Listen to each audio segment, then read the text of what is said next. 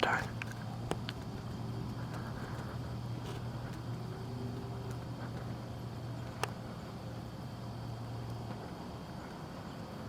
Shoot him.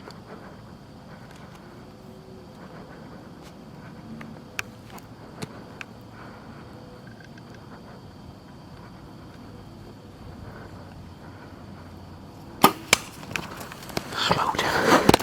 Oh, no, you smoked him. You smoked him. You just smoked him. Yes. Oh my. Well, welcome back to the channel, everybody. My name is Connor Dub, and you're here with TFATP. And today, y'all gonna hear the story of Tine, a deer that over this past summer we've been seeing on trail cameras in various spots across different pieces of property that we have access to out here in Kansas. And it was basically on from the minute we saw him on trail camera. I would say in August. We knew he was a deer we'd want to go after if we were given the chance to. And so over the next couple of weeks we would just watch him. And then the season rolls around and this deer's showing up 7 to 8 p.m. Last light in places that we weren't, but we still had eyes on him. It was early season. In early season you really don't want to get too gung-ho on patterning a deer and thinking you got them figured out, because everybody knows once November rolls around, that deer could be 2 or 3 miles over to the next property, and your neighbor or your friends is just now starting to get trail cam pics of them, and you're not. So, like I said, we're just keeping an eye on him for a little bit. Fast forward to mid to late October, this deer, his pattern, hasn't really changed all that much. We're hunting this one stand that's down in this bottom on like a south field that we hunt. And it's a really good spot because it's like a sloping hill that goes down into this bottom, and the stand is set at the bottom of this hill, and out in front you have a lot of cedars, a lot of thickets, and some good deer bedding back there, and we knew that's where he would step out every time we'd see him on the trail camera. We just weren't there when he was doing it. So fast forward to mid-October, I'm going out there to hunt one day for an afternoon hunt. And I had a good feeling he's going to show up, but there was rain in the forecast, which didn't really bother me that much, because looking on the radar, it's just light green, and I figured I'll sit right through it. So I'm there for 2 or 3 hours, and I haven't seen much. I've seen a couple turkeys, and that light green rain on the radar turned to yellow and red. And so for like an hour, I'm sitting there trying to battle it out, and at that point, my backpack was soaked on the inside. So my phone's in there, I have the camera there, I'm soaked, and it just didn't look like it was going to hold up. And at that point in the year, it's getting dark, 5:50, 6 p.m., and by that time it was getting dark, so I was going to head on out. And I told myself, if this deer shows up in the rain, I'm never going to forgive myself. And he did. He showed up maybe an hour after I got out, and Carter called me, and he told me, "Did you see Tine?" And I was like, "No, I got out." He's like, "Well, that deer stepped out." And I was like, "Well, he got me that time." So week or two goes by, and that's all I was thinking about. Just still waking up, going to work, and trying to hunt when I can. He was still showing up on trail camera, and then he went silent for like a week, and we didn't know where he went. At this point, it's like the last week of October. Halloween's rolling around, so we don't know where that deer went. Then one day, we had a cold front roll in, and he showed up in the morning. I think this is the day before Halloween, and he showed up in the morning, and we weren't there. So we figured, okay, he's still here. He's sitting in that bedding area, and he's only showing up on a northwest wind. We knew we would have him if we can get another northwest wind, and that next day on Halloween we did.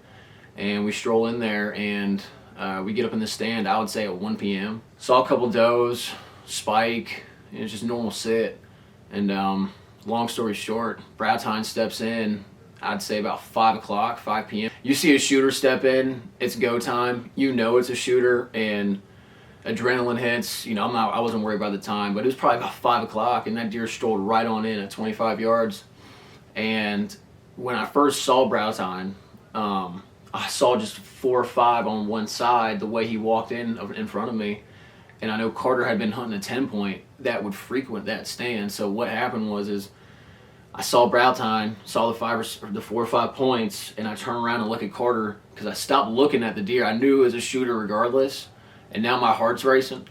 And I turned around and look at him, and I'm like, "Is that the 10-pointer? I'm not looking at him. Is that the 10-pointer? And I just hear Carter go, "It's Tine, shoot him, shoot him." So I turn around and I look, and down there's Brow Tine with his 9 to 10 inch brow, and I mean, just a beautiful deer. You'll see in the video, he's got his winter coat.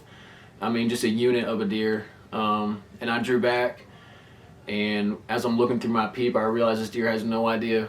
He has no idea I'm here or Carter's here. So I really wanted to take my time. I was able to line up the shot. I put the pin right behind his shoulder, which you'll see, and I let it fly. So.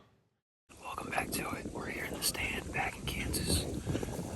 We've been in Missouri last weekend with the whole squad. Shane and Chase drove out with the tramper. And we worked really hard, bringing some bad weather. Had a cold temp drop that we thought that we wanted, but it just brought a lot of rain. So we didn't really see much there in Missouri, but still had a good time and drove back this past weekend, and now it's Tuesday, and we're out here for an evening sit. We sat out here yesterday evening, saw some good deer, had a lot of good movement. Last 2 nights, even tonight, we got a great wind, so we're gonna try and take advantage of that. It's cold here with no rain, so hopefully we have something stepping out of last light, and if we do, we're gonna try and capitalize on it. So y'all stick around and see what happens.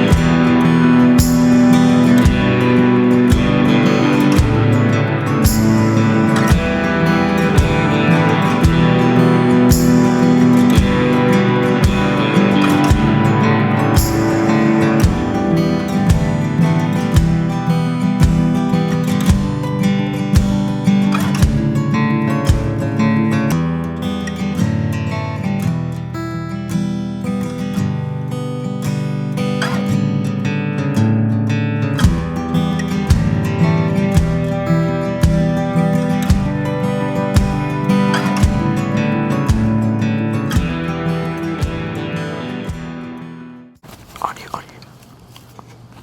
That's Brow Tine.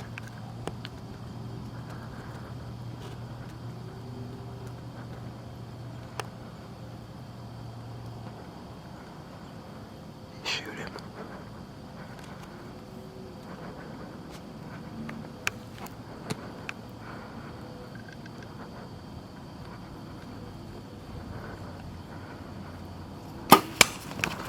Smoked him.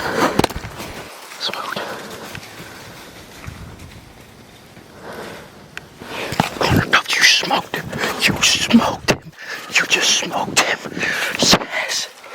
Oh my God. Oh my God. Carter, no. Carter. Hey, how about it? Dude, let's go. We just had a great deer roll in. Definitely a PB for sure. Biggest buck I've ever seen. Even gotten drawn back on. We just had a fawn and a doe come in. It's maybe 5:30. In the last couple of days, we've been, seeing this deer on trail camera last light. So I'm thinking last light, out of nowhere, this deer just strolls in. I didn't even have time to see if Carter saw the deer. Grabbed the bow. I was on him. I grabbed the bow and I'm like, Carter. And he's like, shoot him. I'm like, all right, sweet. So I drew back and I just let an arrow fly.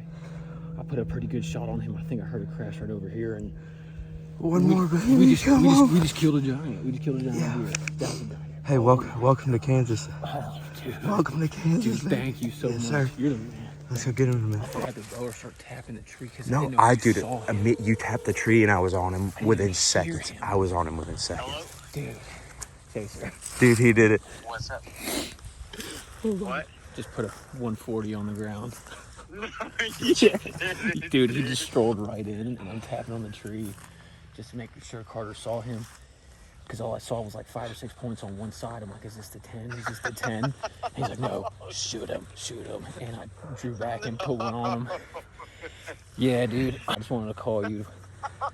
Dude, we got the whole thing on camera. Congratulations, dude. You think he's like 140? He's big. He's a big deer. He's a big deer. No, Chaser, his whole coat is thick right now. And he came out, dove tapped the tree. I looked down and I was like, oh my God, I got on him immediately. We've been. Did he just come out to feed or was he coming out to He came like kind of jogging in. Like Yeah. he walked in and the minute I saw him, I mean, it happened that quick. 20. 20, 22. He was right here. Oh yeah. Oh yeah. Wasn't a pass through, but he smoked it. Just a wheelhouse shot. Oh, yeah. Wheelhouse shot. He's Needle dead. kicked. I heard some screaming. And it's early too. I heard some screaming. Probably No, 60, 70 he went yards up on the off. ridge that way. Yeah. Oh man. Oh, I'm dude, but I'm so shaking happy right now, for you, dude. Dove, man. Had to call you.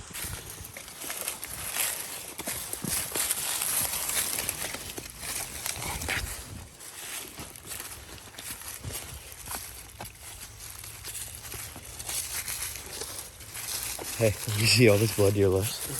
Yeah. Oh my god. Blood here on that leash. There's so much rubble. Okay. Dovey, I see him. He's right there, curled up. I can't see his rack, but I see his body. You see him? Yeah, I see his body. Come here. I see his body. He face planted into something. Walk with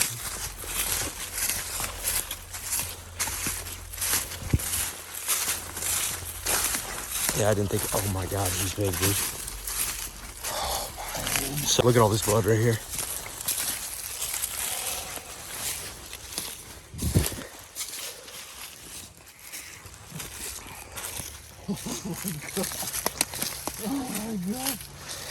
Pull him up. Pull him up a little bit.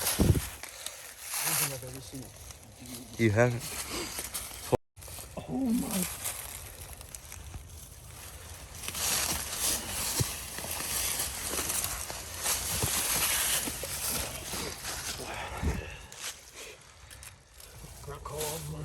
Oh, he's got one off the front on the right too, so he's a 10.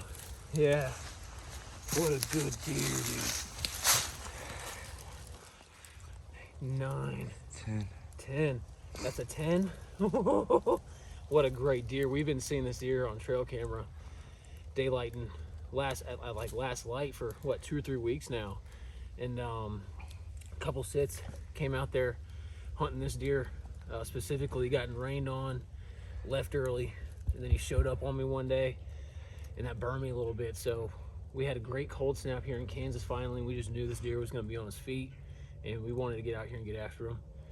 And he showed up out of nowhere. This happened fast, but this is the best deer I've ever had a chance to get after. I'm really thankful and grateful to Carter Gale, who's been letting me hunt this place. He's been putting a lot of work into for a long time now, and he gave me the green light on this deer. Like I said, I was in the stand and I tapped the tree just making sure it wasn't one of the deer he's been after, and he said give him a ring, and we did. Now he's here, so we're gonna go celebrate and we're gonna go see Grant. Oh my god. My hand was slipping off his ears. Yeah, these are good. Yeah. That's the story of Brow Tine. It was kind of an elusive deer from mid-September to middle October. Didn't really know what he was doing during that time. Maybe just not walking by the trail cameras and just doing the same thing, you know. They have so many more places to go besides that one place that you always see them. But you know, nonetheless, it's a personal best deer. It's another memory. Me and my best friend Carter got together. Me and that kid always go out and get after turkeys, deer, or ducks, or whatever it is, and we always kind of laugh at each other like, man, every time we go hunting, something good happens, you know. So here's to many more sits and many more hunts and giving it our best efforts. Thank y'all for watching.